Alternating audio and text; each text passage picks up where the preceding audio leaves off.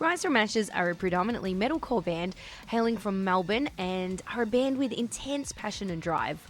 They've really hit the ground running considering they've only been a collective for a relatively short while and have already amassed a bunch of impressive live performances for their resume, as well as 3 really dynamic singles. The most recent of the 3, titled Horizon, was only released a couple of weeks ago. So I set about arranging a time to chat to the boys and get the lowdown on who they are and what they're up to and how they intend on dominating the world, but technology screwed us over and we had to do some rescheduling. But I'm pleased to say we made it happen, so let's hit play on this, shall we? Please settle in and enjoy my conversation with Finn and TJ of Rise from Ashes. Here we are, we made it happen. Finally. I know. Hello, how are you? Hey, I'm good. How are you guys doing? Great. Really good, thank you. Well, welcome aboard. We're doing the thing on Heretic Frequency. Thank you. Yay. Great to be on. For listener context, we did try to set up a chat on the weekend, but yeah, the connectivity gods were really, I think they were taking like an Easter break and just didn't want to play the game. It wasn't happening. But you guys were at the Workers Club at the time, gearing up to play a show. So tell me how it went. Well, to be honest, it was one of our best performances, I feel like, as a performer on stage. Everything was just tight. It felt right. Obviously, there are always things that you can improve on, and this is why we always have meetings together and we try and review any footage that we have. But to be honest, it was a really positive experience. Went well. We added a new song to the set. It was the 3rd time we played it live. The first time was probably a little rough. We only ran through it once or twice. It was very good the second time. 3rd time, I think it sounded like it had been in the set for the last 6 months. So yeah, I think overall the show went really well. It was good to play. I think were they all new bands we hadn't played with before? I think there were a minus one. Yeah, I mean, Hue Six Vengeance were on, and obviously they played one of our first shows that we had ever been on stage. So yeah, it was good to have that buddy band again that we had a connection with. But yeah, no, it was good. I think there were roughly 100 punters plus bands as well. So I would say there's probably about 120, 130 people. It was pretty crowded. We had a little bit of a mosh pit going on in the middle as well. So it was nice. It's always nice to see that. It's pretty good for a long weekend where a lot of people were away. Yeah, 100%. So the city itself was very, very quiet.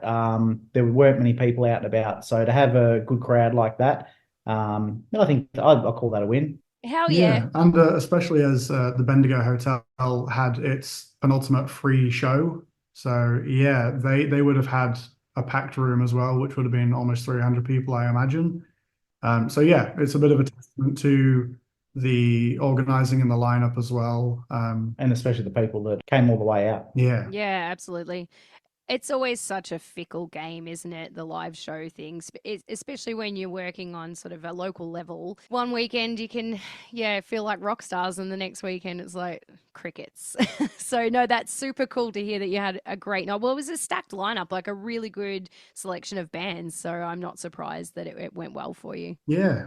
It was good. We had a blast. This is going off my list of questions, but because you said you dropped a new song in the mix, or that you'd only played 3 times, typically how long do you guys sort of practice and sit on a song before you take it to the stage? Do you like to really wear it in, or was this a punt, just going, let's just chuck it out there when it's still quite fresh? Or we've probably done things a lot different than a lot of bands where, when we first got together just over a year ago, I already had written seven or so songs ready to go, vocals ready, or lyrics ready, structured. It was basically just almost like a cover band. Get the rest of the members in, learn my songs, and off we go. And we've probably stuck with most of those songs now for 12 months. And I already have we've got another 7 or 8 already written that we've sort of started learning.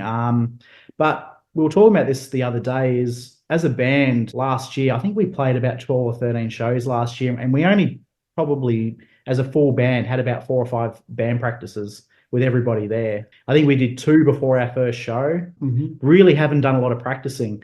But starting this year, that's something that we had changed. Like we had back-to-back band practices 2 Saturdays ago and then a Saturday before that for the first time ever. Yeah. So we really have not done much in the way of practicing. It's really been more a little bit like a cover band, sort of come in and learn the songs that I've written and Anton, our vocalist, that we've sort of put together. So it hasn't sort of been a lot of input as far as songwriting goes from everybody else yet, because we haven't really needed to. We've sort of got these songs to help us get off the ground, and as time progresses, we'll sort of later get together a bit more. But we have a pretty good, I do like our formula for songwriting. I think it's worked for us so far, so why change something that works? Yeah, that's true. Oh, absolutely. And there's no right or wrong way to do it, really, is there? It's all about the formula that works for the band. Yeah, that's right. I know a lot of bands will get together and sit there to try to write. I've never really been someone like I have to write and record at the same time. I can come up with a riff and I will forget it. So if I'm not sitting there in front of the computer and like I've got to lay my drum track down and then I can have a bit of a mess around. I'm like, oh, that sounds good, and work on it from there. Like that's how I need to write. For other people can do it differently. They can write something, then remember it a week later and go, oh, I wrote this a week ago. Where for me, I've got such a bad memory, I will forget it. So if I don't lay it down and record it, it's out of my memory. So that's sort of the way I've always I've been writing songs like that for a long time now. Yeah, I always think of Jack Black in Tenacious D and he's like, always record, because the moment goes and then you can't remember shit. Yes. Oh, absolutely. Yeah, that is 100%. Well, I do have you on the line to talk about your newest release, but before we dive into that, I might just sort of backtrack a little bit. And for those who might be unfamiliar with you guys as a band, can you give us a bit of background on what you guys are about? Like, you've kind of given us a little bit of a hint that you guys got together early last year, is that right? Very, very late 2022. It was based, Yeah, sure. I think mid-December, maybe early December is kind of when we had the fundamentals kind of there. Like 4 of the 5 members were solidified, and I think we were still finding that last member. So within those few weeks over the Christmas New Year period, we were able to reel in Brendan, the bassist, and from there we had about probably 2 practices with him, and then we went and did our first show. Did you ask Santa for a bass player? It was, someone who can at least keep in time and play at least 2 strings, yes. And get along with all this. Because we're all a bit different. So, the most important thing in the band is really just having people that gel together. I think that's nearly more important than your skill, ability. Yeah. That's what we find. It's as long as we all get along, can have a laugh, we're not that serious, we can joke about anything, then we know we've got a good bunch of people playing together. Yeah, 100%. And the fact that we were able to get someone in like that who just kind of gels so well so quickly, it was really, really good and very affirming to all of our personalities that we, really were together as I know it's a bit cliche, but kind of like a brotherhood thing. So it just feels nice.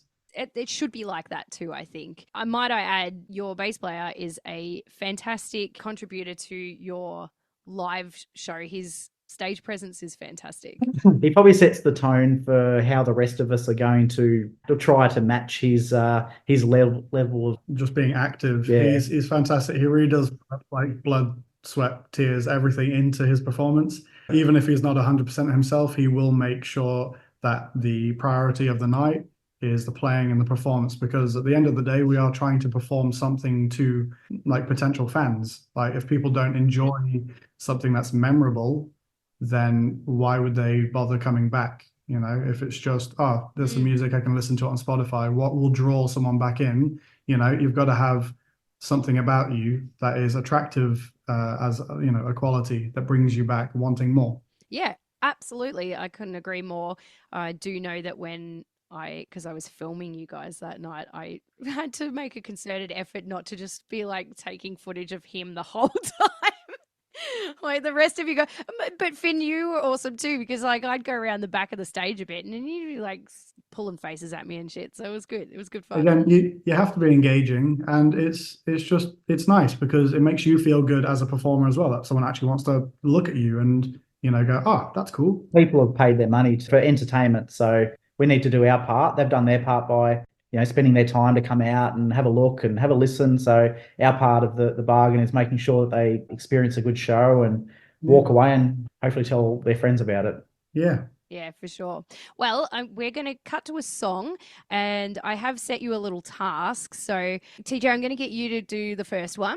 I want you to pick a song for us that is by a band that has inspired you as a musician. You can go into a little bit of detail if you like about why you've picked it too, if you want. So, probably a band that really contributed to a lot of my earlier writing. So, not so much where our sound is now, but what sort of helped me to get to that level is a band called Caliban, a German metalcore band. So they were all I used to listen to years ago. Just generic breakdowns, big screaming, big heavy singing choruses, like just as generic as you can get. But there's nothing wrong with generic. Oh, that's right. I've been listening to them for a long time. That's probably where my early sort of writing and metalcore sort of started, and then it's grown from there. But they do have a song, and it's not an older song of theirs called "We Are the Many." It just gets me up and about. It gets me so pumped. Such a pumpy song for me. Yeah, sick. All right, well, let's have a listen to it now. This is Caliban with "We Are the Many."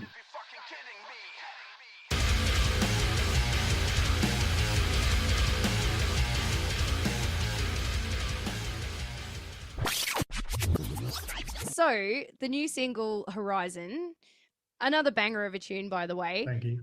Tell me, where does this song fit into Rise from Ashes trajectory? And what do you hope fans and new listeners can get from this song? Well, I'll go back a little bit further to when I sort of started writing songs for this band. So our singer Anton and I, we've been good mates now for nearly 10 years, and we want to create a band that sort of went along the style of where we are now. And our very first track, Obliviate, was the very first track that we wrote together. We wrote that. Even though it's a new track, it only came out last year. We wrote that song about 6 or 7 years ago. This song Horizon was the fourth song that we wrote together. So this song itself is still about 6 years old, but it's just getting out, recorded now and released and fresh for everyone's ears. For Anton and I, it's such an old song. We just find this song's one of our it's just sort of got a real groovy feel about it. It's something that really just, I don't know, makes you just want to dance. That's how sort of what I feel when I listen to it. Yeah. Makes you want to headbang. Always got that nodding head going. Yes. Yeah, that's what you want in a good tune. I think that the timeline of when songs get released versus when they are birthed, I think a lot of like lay people would be surprised as to how old a song is to the actual band when it's new for the public. I think that happens more often than not. Yeah, that's right. That's something that the listeners they sort of never really notes, but it does feel like a new song for us as well, because as a band we've only been playing it now for just over a year since our first gigs. So they still really are relatively new to play together. As we sort of played it more, and it's probably one that we noticed the crowd get into a little bit more, and we thought, this song's actually it's a bit more memorable than we probably originally thought. So I think that's where it probably sits at the moment. Well, that kind of leads me into another question I had that, when you are writing a song, arranging it, do you first and foremost write what feels good to you and then hope that it hits when it's out in the world? Or do you consider the listener when you're constructing the song? The way I write all my songs is I just write a song how I'd like it to go. So, I've done the chorus. I think, if I was listening to this, it was another band, well, how would I really want it to sound? I'm like, I'd like it to go to this. And then that's what I'll do. So I don't really think so much of the listener, because I think, there's millions and millions of people in the world. Not everyone's going to like your music. So if you just write it and we enjoy it and other people enjoy it as well, that's great. We're not writing songs for every single person in the world to like them. We're just writing them because they're fun for us, and we hope they're fun for other people. Yeah, I mean, that is true. If we wanted to write more mainstream songs, then we wouldn't be playing metal. We'll be a pop band. Yeah, very, very true. And we hope the more songs we release. So I was just to say, the more songs we release, I hope over time people really get into the deeper side of our songs as well. So we do put a lot of thought into the song. Well, Anton does put a lot of thought into songwriting as well. The lyrics, they're not really lyrics thrown together. He really does try to write sort of how he's feeling at the time. So Horizon itself is it's written. If you really get into the lyrics, it's won't try to make it sound too lovey, but it's sort of about having feelings for the wrong person. And when you do get those lyrics, if you really do get those lyrics, you really will see the direction he's sort of taken them.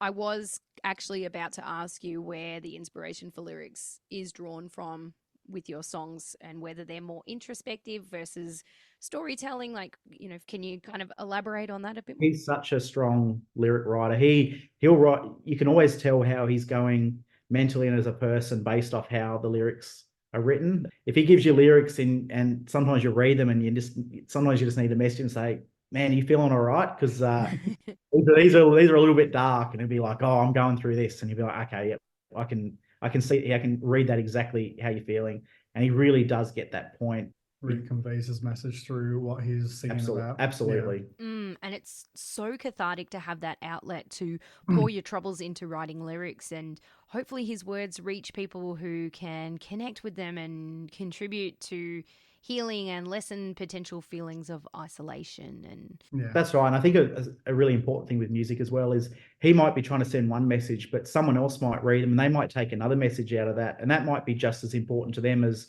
the message he's trying to get across. So they really are up for interpretation as well. So you can as long as if people like the music and they read the lyrics and it helps them, well, we've done more than we actually set out to do. Yeah, exactly. Yeah, hell yeah. That sensation of connection through music, there's nothing like it, right? I mean, I have mentioned this to a bunch of bands I've interviewed, and I say this coming from the perspective of a musician myself, is that there's almost an element of, when a song is released to the public, it's kind of not your song anymore, if you're picking up what I'm putting down. Once someone has devoted meaning to that set of lyrics or those melodies and it's personal to them, well, it's like, well, that's their song now, Yeah, it is, and it is. We have had a lot of messages since we put Horizon up. People saying, "Oh, this is the best song I've ever heard," or this song is can't stop listening to it," or that is going to be one of the best feelings that someone's just heard it and they love it, and you just think, oh, I just want to share all the rest of the music we've got and say, well, here's more. Like, do you like this? And just if they love it, it's like a kid in the candy shop. Yeah, no, I just feel like, oh, that's good if we can really help people and people can enjoy our music. Well, that's a huge win for them and for us as well. Well, I'll throw over to you, Finn. Oh, hello. Maybe you can share a song with us. I've asked you to uncover or share with us a hidden gem, a song or a band that you think is underrated or is not getting the spotlight it deserves, or an up and coming, or something that you want to share that you think needs a spotlight. Well, you know what? I'm going to go straight to the Melbourne local scene with this one, because I feel there are so many talented artists that don't have the opportunity or even like the recognition for their talent and their musicianship, their songwriting abilities. This is what I was hoping you would do for me. 100%. Like there's no point giving recognition to gems that are kind of already uncovered in the wide world, when this is a homegrown show, and if we don't start at home, what's the point in the local scene? And I'm all about the local thing. Yeah, we really need to keep that going, especially nowadays. Yeah, well said. So I'm going to go for an instrumental band. Oh yes. And they are called Wallet Inspector. Yes, I know. It's a very funny name. Their skill level is mind-blowing to be able to see live. I can't really articulate in words because they are polyrhythmic. They put random genres in the middle. Like they've got like little jazz sections in the middle of like breakdowny, 7/8, even 4/4, 9/8 time signatures. Just it's all over the place, but it makes musical clarity and sense to some people. So the track that I will put forward, Wallet Inspector, the track is Nebula. It is one of their first songs that they have released on Spotify, and I believe that they are gearing up to do some more releases soon. So I am really keen to hear whatever else that they've got. And yeah, a big shout out to the boys. I'm good friends with David Parks, the drummer. And if you haven't already heard of him, he is incredible for such a young man. And yeah, he's got a very bright future ahead of him. Sick. Well, let's listen to it. This is Nebula.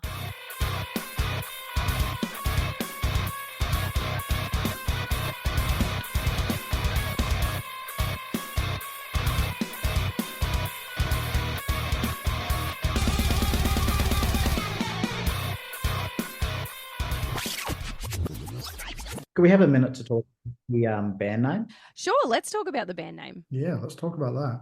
Hit me. Yeah, so when we first started getting together, we probably, like a lot of bands, struggled with a name. Naming a band is harder than naming a child. Like it really is hard. Absolutely.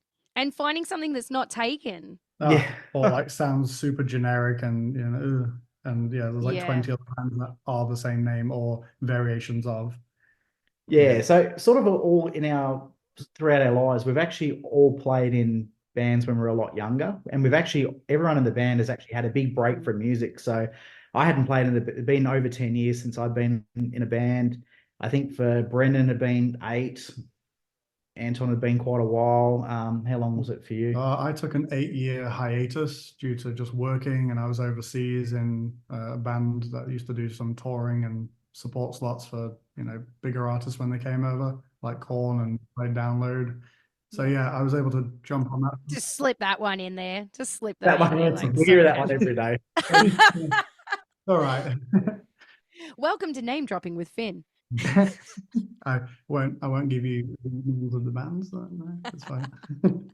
Yeah, and that's probably where the band name came from, was rising from the ashes. We'd sort of all stopped doing music for different reasons, and so we're here again, and it is funny because all the time we do get looked at like, oh, this new and upcoming band, but a bunch of young guys. It's like, we're not actually that young. Why are they all so old? Why they look so old for a new band? Yeah, that's really where the band names come from. So it is nice to have a band name that sort of feels like it does have a bit of meaning behind it as well, for us. Yes, yeah, definitely. Yeah. And that's when I think they will always have a meaning for us as the 5 sort of original members, regardless of what happens in the future. If people leave or new people come in, that'll always sort of be where the band started. Yeah, and obviously we've got the Phoenix as our mascot, because even though a Phoenix, glorious in its heyday, when it dies out, it can take a while, and then obviously it rebirths from the ashes. So it's a testament to all 5 members just kind of being reborn into this flourishing new Phoenix. Yes. So yeah, it's a lot of symbology with how we are as musicians and where we are at in our musical careers. Yeah, I love that. Well, and the logo is super cool too. Who designed it? Was it one of you guys? It was a Fiverr one, this one. Ah, sick. Yeah, love Fiverr. Yeah, we gave some concept ideas, like 30-second kind of drawing. I think you did I did the Finn did the original logo idea, which, believe it or not, is very close, minus the details. Minus the details, yeah. It was awful. Look, a 5-year-old had attempted it. So yeah. Oh my God, please put it on a shirt. Just for shits and giggles. You know what? It's not a bad idea. I will buy that shirt. It is awful. But you know what? Yes. I think we should do just like a little limited run of the original concept logo. Yeah. Actually, when we finally go on tour together, I'll get like a 5-year-old to try and draw the space goat, and we'll just have like our tour shirts can be like shitty drawings of our actual logos. Yes, awesome. Done. Yeah, I think we're onto something. Well, I'll have my people talk to your people, and we'll set it up. Yeah, 100%. We definitely should do that. Yeah, Finn's saying 100% yes and nodding with a no look on his face. Like,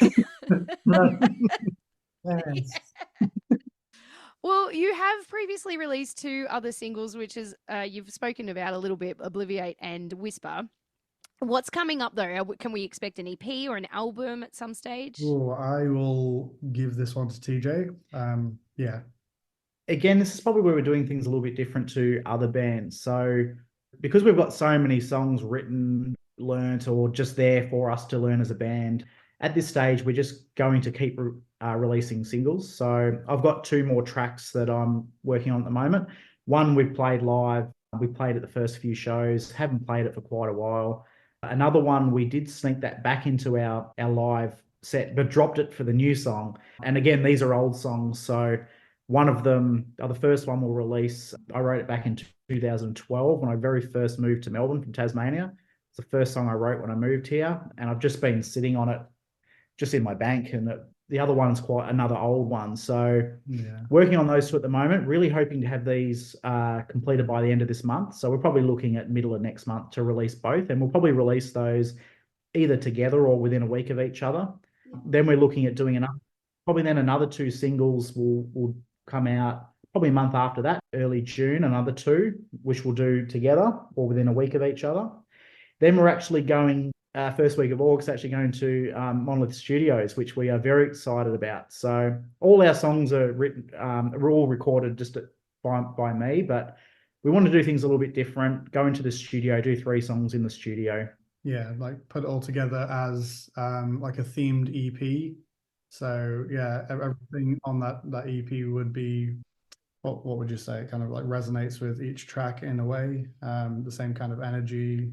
Yeah, we sort of picked 3 songs that we find that are probably working quite well with the crowd live, just to sort of get those professionally done and sort of see how they sort of stack up once recorded professionally compared to my home jobs, which sound all right, but I mean, going to a studio is always going to sound a lot better than what I'm producing at home. But we like to think it's more about the songwriting than just the quality of the recording. That's more, the songwriting is always more important. But it's just to do something different and just enjoy that time as a band as well. It's more gelling together and more fun for us. We go into a studio, experience that together. That's something that we haven't done. The problem when you record at home is everyone sort of comes in and does their little part and then goes away, and then I sit there and mix it, and no one else really hears it until I send the rough versions to everyone and say, what do you think of this? And then the feedback will be from the guys, add a little bit of bass, cymbals too loud, turn the guitar up, and then I take it away and I do a bit more tweaking. I'm like, what do you think now? And then we go back and forth on that I think Horizon went back and forth for probably a 3 or 4 weeks of that, just to really get it to what it is now. It's polished. And I'm no professional, so I do the best I can. Well, you've picked an amazing studio and you are going to love the experience. I assume you're working with Chris. Yes, yeah, Chris from Melco. Yeah. And he's going to throw ideas at you.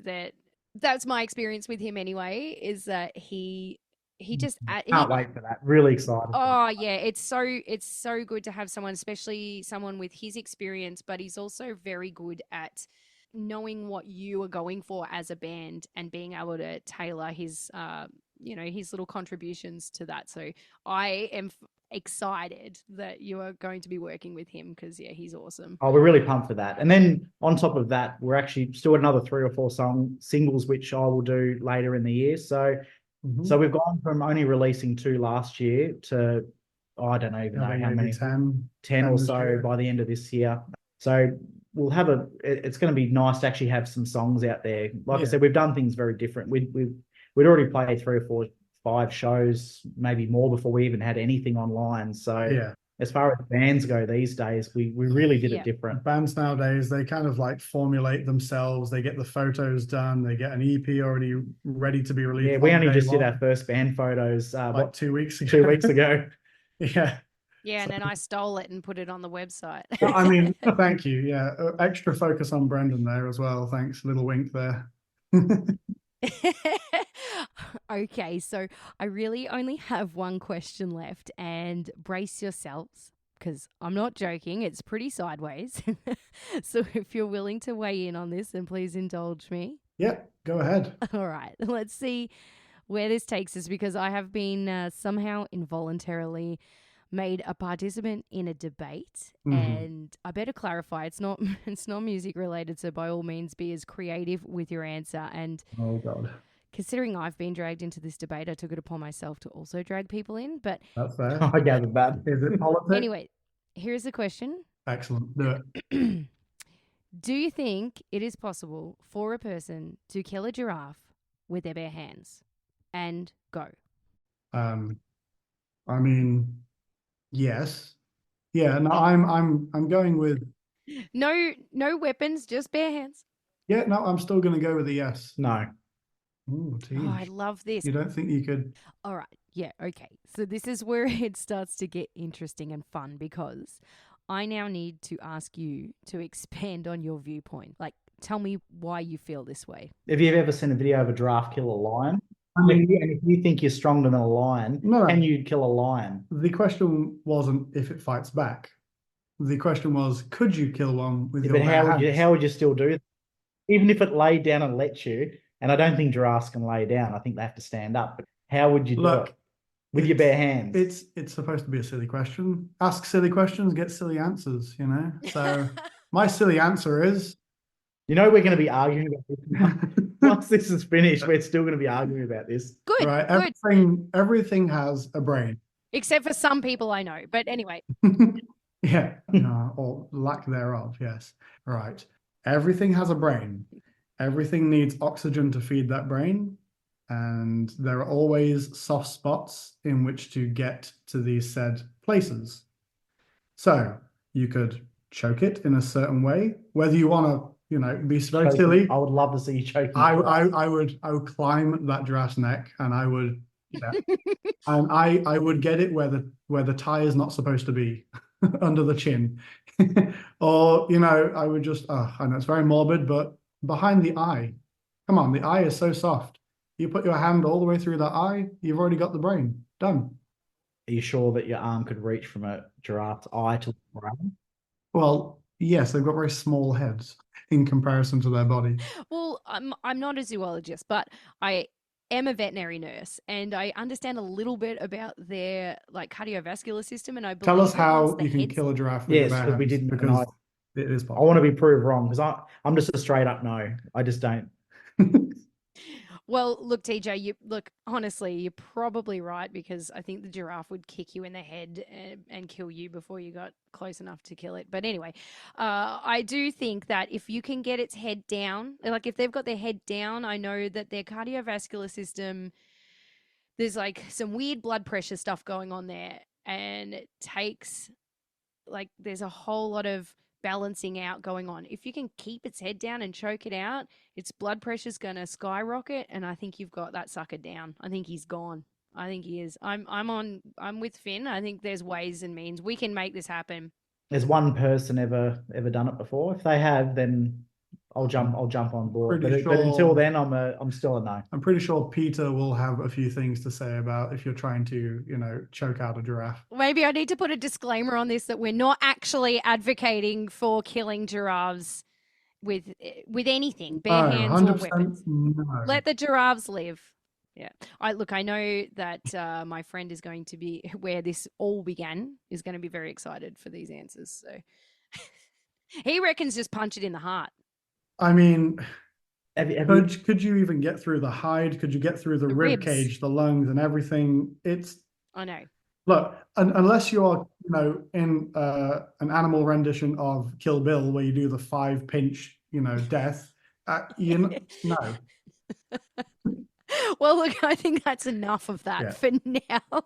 Thank you so much for jumping on with me tonight. I love this new single. We're going to play it in a second, but I'm really keen to hear what you guys have in store for the rest of the year as well. I can't wait. Have you got any shows coming up? Yes, we do. We are playing the 10-year anniversary of Metal United Down Under. I believe it's at a changed venue in Sunbury at, is it Lucy's Little Lounge or something like that? Little Lucy's Lounge. Little Lucy's Lounge. That's the one. We are back at the Workers Club a couple of days later on Anzac Day. Yeah, 25th. Yeah, so we will again be supporting, I believe that's a Furious George headliner with Psychosia and Terra Vale. So that'll be a good one to get to. Obviously, if you're in the CBD, yeah. Oh, another So one. 3rd of May, we're playing at Kindred Studios, which is the same location that we actually rehearse. Oh, nice. So yeah, they have a stage set up there as well. So it's yeah, it should be a fun one. Awesome. Okay, so anyone listening, remember those dates, get along to a show. TJ, Finn, thank you so much for chatting to me tonight. It's been super fun. Thank you again, Ez. Well, thanks for your time. Have a good night. All right, let's smash out some Horizon. This is Rise from Ashes on your home of heavy, Heretic Frequency.